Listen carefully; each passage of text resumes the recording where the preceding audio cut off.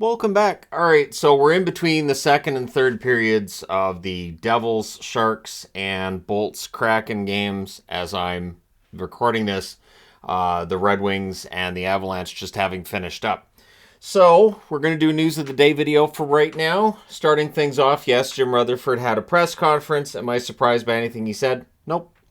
The one thing that did make me laugh is the fact that they have a coach, Bruce Boudreau, and he says Bruce is his coach, while also admitting he's talking to other coaching candidates. That's odd, isn't it? It's really odd for somebody to say, no, your job right now is safe. We are looking at your replacements though, and there definitely is some smoke and fire regarding the Rick Tocchet idea. And honestly, Rutherford wouldn't say a whole lot else. He also said that they're going into retool. They're not doing a rebuild. He also said the team needs major surgery. So he also said that he feels the team did the right thing by Tanner Pearson. The NHLPA got involved in that one too. So that got a lot of people interested in what's going on with Pearson. The fact that he's had to have three procedures on the same hand, and now there's discussion of whether or not his career is going to continue. So he also said Bose had the best offer. That's classic negotiating. It is. I mean, if his agent calls, it's not like they're going to say, well, no, we can't talk to you because we already gave you the best offer. So, I mean, you know, you go into a car salesman, they're going to say, that's the best I can offer you, man. My manager, he's going to be up. You know what? Yeah, we'll just knock some more off that sticker price. Don't tell the manager. So, again, you know, this market will dissect everything. He also admitted if there's any year to tank for the number one pick, this is it. What we're seeing now, though, is there's a lot of teams that clearly aren't all that upset about the idea of losing right now because of this draft class and what it can do. The one encouraging thing, too, is Rutherford saying they were looking to pick up draft picks. The other part, though, too, and this is where it gets kind of frustrating for us as fans, is saying it's really difficult to make a trade when you're up against the cap, basically saying that they wanted to make room and they found it really difficult to make cap room. Yeah, we know. We've been watching this, but for Rutherford, I think he's in place until the end of the year. I honestly be kind of surprised if he's back next season. There really isn't a point in Boudreau being out. I think you just let Boudreau run the team the rest of the season. I honestly don't see a reason to make a coaching change right now. And again, you know, the Tocchet discussion's out there. It's like it's the worst kept secret in the world. So, you know, we'll see. It's that Christmas present that's wrapped, but you know exactly what it is because of the shape of the present is what it is. You're like, is that my toy? No, it's not. Nope. You don't know what it is yet. Okay, well, it's got wheels. I can see the wheels on it, so it's definitely no. Anyways, so we'll see how things go for Vancouver from here. I didn't get animated. I'm not upset about it. I'm at the point of just complete and utter apathy. I can't get upset about it because the season is lost. I feel bad for the players. I really do. And I feel bad for the guys who are having a really good year that is just, I kind of hope they end up going to a team that has a chance at a cup. And I get to see a former Vancouver Canuck lift a Stanley Cup in June. That'd be kind of fun.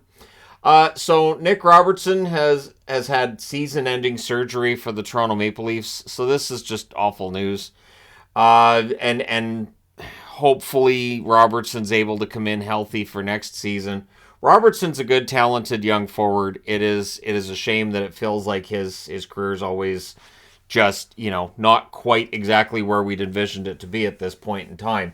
Also, Austin Matthews has been dealing with a nagging injury. It's still there.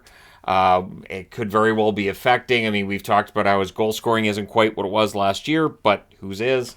Whose is? That'd be like Pasta, Ovi, because of course Ovi, and McDavid. But the reality is that something is off with Matthews, and he's trying to play through it. He's missed a couple of games here and there, but he's trying to play through it.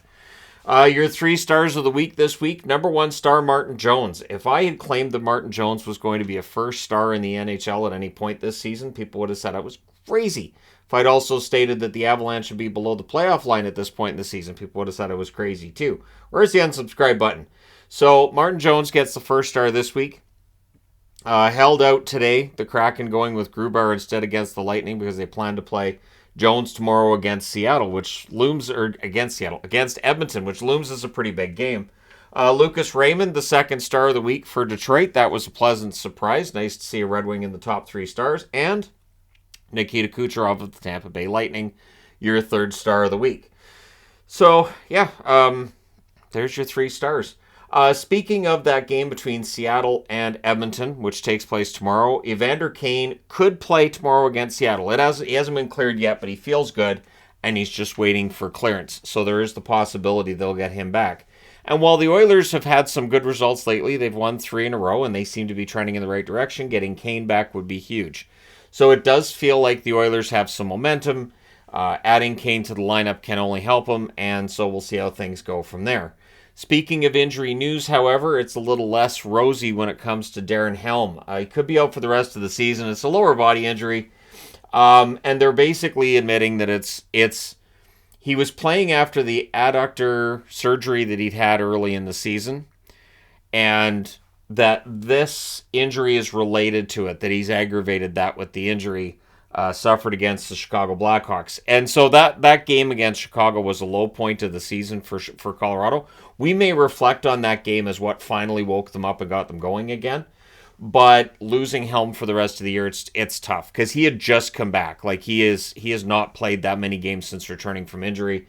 And so it's a shame to see him out for Colorado. Hopefully it's not as bad as it looks right now, but he could be out for the rest of the season. Carolina making a move that might just be on paper, but demoting Kochetkov to the AHL is something that I think makes some sense right now. You've got Anderson back. Freddie's played well since returning from injury, so you've got Anderson, you've got Ronta. And then if somebody gets hurt, you've got Kochetkov to come up from the AHL in order to help you out.